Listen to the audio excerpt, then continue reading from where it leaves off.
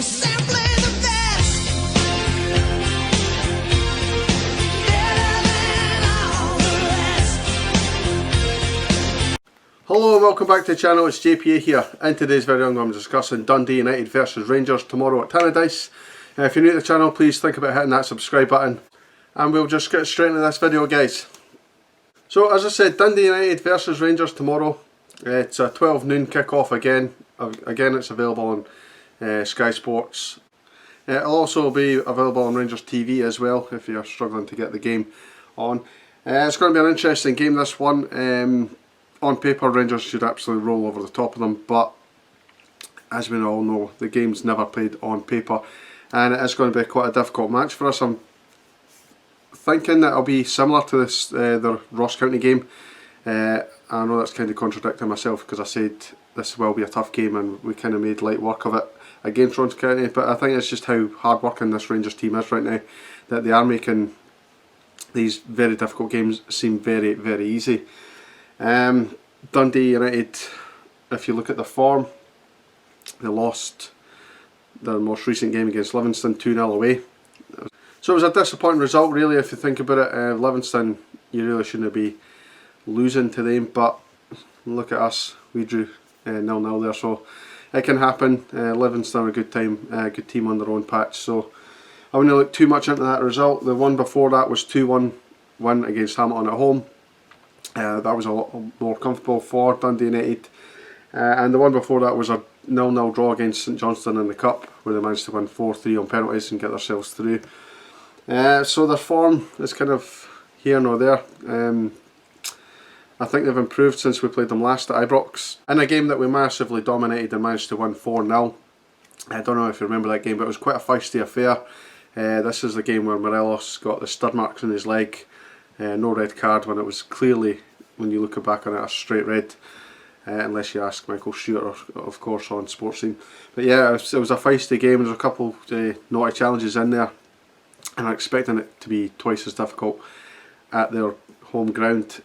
In terms of their formation that they're likely to play, they're likely to go for a 3-5-2 again. That's what they played against Rangers in the last game at Ibrox, as I said. They played that against Livingston. They also played it against, I think it was Celtic they played it against. Against Hamilton, however, they played a 5-3-2, but judging how the way Dundee United are going to set up defensively, I think that their 3 will quickly turn to a 5 with the wing backs tucked in to try and stop Barisic and Tav going down either side.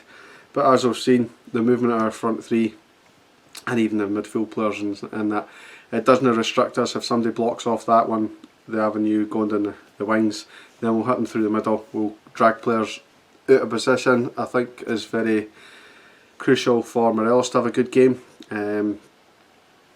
He's the type of player to pull people out of position and get runners in behind, and hopefully that's where we can hit them and get a couple of goals at them.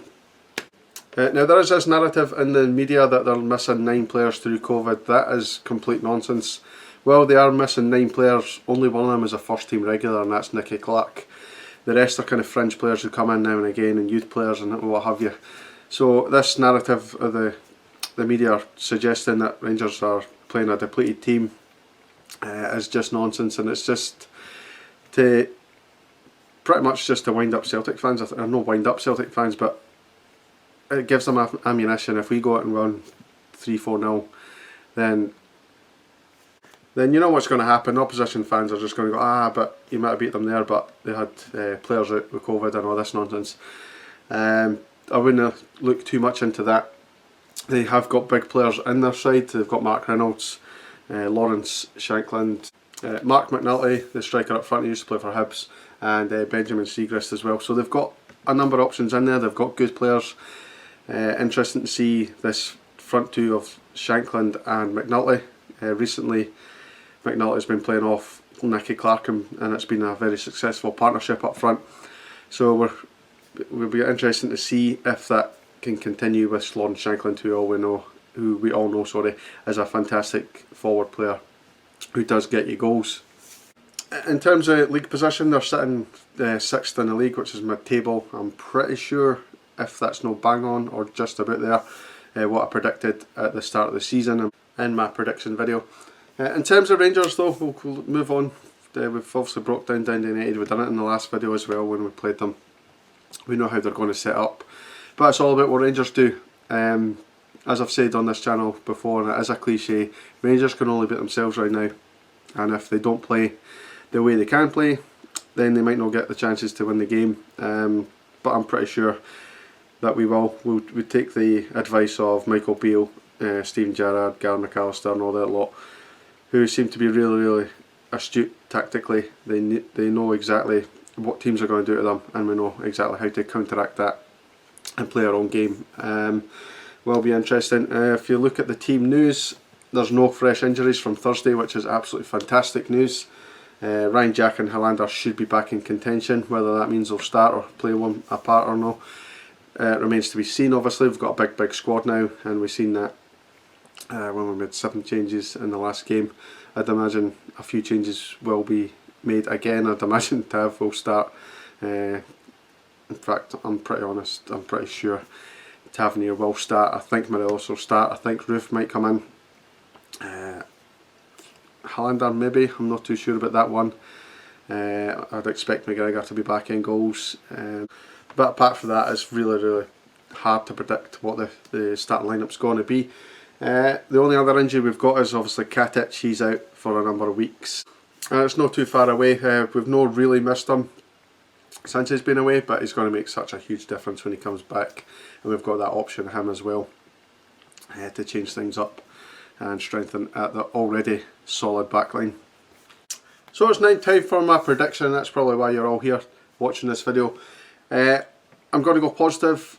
I know I did say it'll be tough, but I do think we'll get the right result, and I do think we'll open up spaces and create chances against them. I'm going to go Dundee United 0, Rangers 3.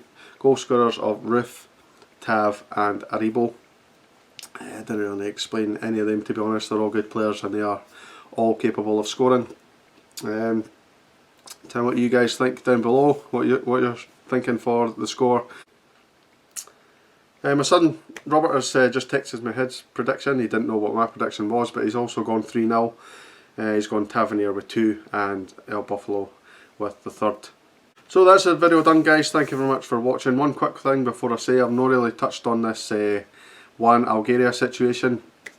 If you don't know what I'm talking about, you'll find that on Google. Rangers are looking at a young Colombian player who comes from the Finnish league. It's MC Honka, I think he's playing for right now. That's not obviously, it's quite close. Gerrard admitted it in his presser that he is interested in him and it is close to being done. The reason I've not mentioned it is because it's not over the line yet. Once it gets over the line, I'll do a full breakdown on that kind of player, and we'll have a look at him then. And that's pretty much it for the video, guys. Thank you very much for watching, as I said, and I'll see you in the next video. Cheers, guys.